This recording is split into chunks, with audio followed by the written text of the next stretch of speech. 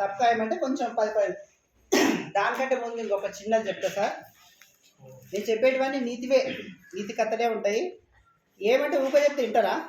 ఇక్కడ మాట్లాడి బయటకు తెలిసిపోయి అందుకనే ఈ విధంగా చెప్పడం జరిగింది. ఒక్కటి సార్, నేను అనేది ఉండాలా? నేను ఉండాలా ఉండకూడదా?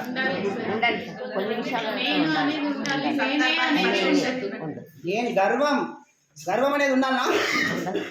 ఉండాలా ఉండకూడదా సార్? ఒక చిన్న కథ చెప్తా, చిన్నదే, ఒక 2 నిమిషాలే ఉంటుంది. నేను అనేది ఉంటే ఏమవుతుందంటే, అంటే గర్వం అనేది మీరు చెప్పినట్టు కొన్ని సందర్భాల్లో ఉండొచ్చు, కొన్ని సందర్భాల్లో ఉంటే అది పనికిరాదు, అంటే పడిపోతాము అనే ఉద్దేశంతో చెప్తున్నా. ఒక చెరువు ఉంటుంది, ఏముంటుంది? ఆ చెరువులో నీళ్లు ఉంటాయి. ఒక తాబేలు నివసిస్తుంటుంది. ఎవరు నివసిస్తుంటారు సార్? తాబేలు. కొన్ని రోజులకు చెరువు ఎండిపోతుంది. ఏమవుతుంది? ఎండిపోతే తాబేలు జీవించగలుగుతుందా?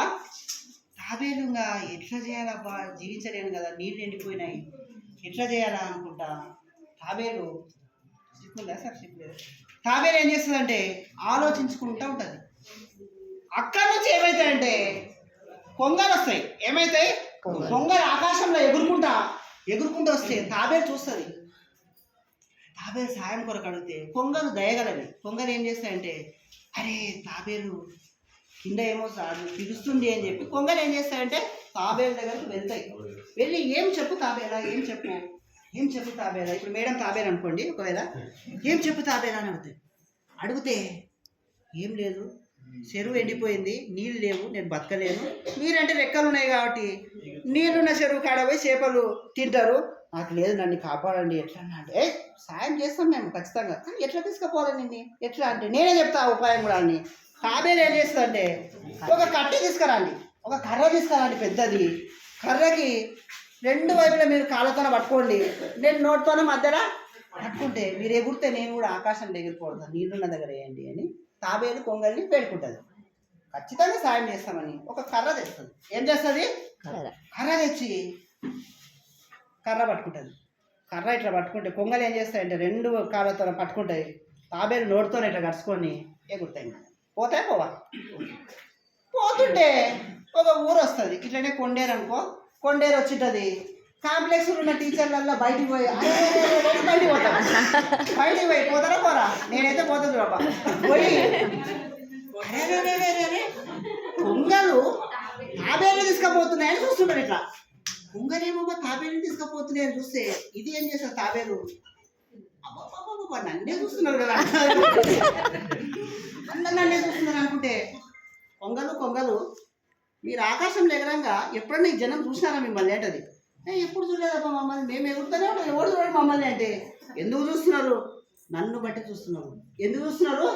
నన్ను బట్టి, నేను పోతున్నాను, వాళ్ళు ఎందుకు చూస్తుంటారు? కొంగలు తాబేలు తీసుకుపోతున్నాయి కదా, ఏం ఆశ్చర్యమని మీరు చూస్తుంటారు. తాబేలు ఏమనుకుంటుందంటే చూస్తురా కొంగలు నన్ను బట్టి చూస్తున్నారా అంటే, అంటే నేను గొప్ప చూస్తురా, నేను ఎంత పేరుందో నాకే అంటే.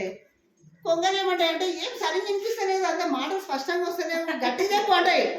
చెప్తా గట్టి చెప్తా అని, కానీ నోరు తెరిస్తే దాన్న పడి లాస్ట్కి ఏమైపోతుంది, నీళ్ళున్న కాడ పడి ఏమైతుండే సజీవంగా జీవిస్తుండే, నీళ్ళు లేని కాడ పడి లాస్ట్కి ఏమైపోతుందండి అంటే మనం ఆడ తాబేలు ఊపుకుంటే ఏమవుతుండే మేడం, వాటర్ లేకపోయి లాస్ట్కి ఏమైపోతుండే బతుకు బయటపడుతుండే. కాబట్టి నేను అనేది వచ్చింది, ఆడ గర్వం వచ్చింది, నేను గొప్ప, నన్ను బట్టి చూస్తున్నాను. వాళ్ళకి ఏమవుతాం, మనం కూడా ఏమంటే పడిపోతాము. ఏమవుతాము? మనం ఎంత విమానం ఎగురుతాం, ఆకాశంలో విమానం ఎగురుతాం, కిందికి దిగక తప్పదా? అసలు దిగకుండా ఆనే ఉంటావా? ఆకాశంలో పెద్ద మంచి లగ్జరీ కార్లో ప్రయాణం చేస్తావు, కిందికి దిగుతామా దిగమా? అది రాకుండా మంచి ఐశ్వర్యమైన పెద్ద 2 కోట్ల రూపాయల ఇల్లు కట్టుకుంటాం, ఇంట్లోనే ఉంటామా? బయటికి వస్తాం. ఈ లోకంలో ఎంత జీవించినా కూడా లాస్ట్కి ఏమవుతాం, లోకాన్ని విడవక ఉండేది ఎన్ని రోజులు? 4 రోజులే ఉంటాం. కాబట్టి మనం ఏమంటే మన లక్ష్యం నెరవేరకుండా మనము పడిపోతాం. అందరం కూడా ఏదో ఒక రోజు పడిపోవాల్సిందే, కానీ మన లక్ష్యం విజయం సాధించినాకనే మనం పడిపోవాలనేది దీని ఉద్దేశము. ఆ విధంగా మీరు కూడా పిల్లలకి చెప్పేటప్పుడు కూడా కంపల్సరీ ఇవన్నీ నేను చెప్పినవి వీడికే మర్చిపోరాదు. మనం ఏం చేయాలా? పిల్లలు కూడా ఇంప్లిమెంట్ చేస్తే వాళ్ళు ఇంకోరు చెప్తారు దీనివల్ల కనీసం ఒకరిద్దరైనా ఉంటారు.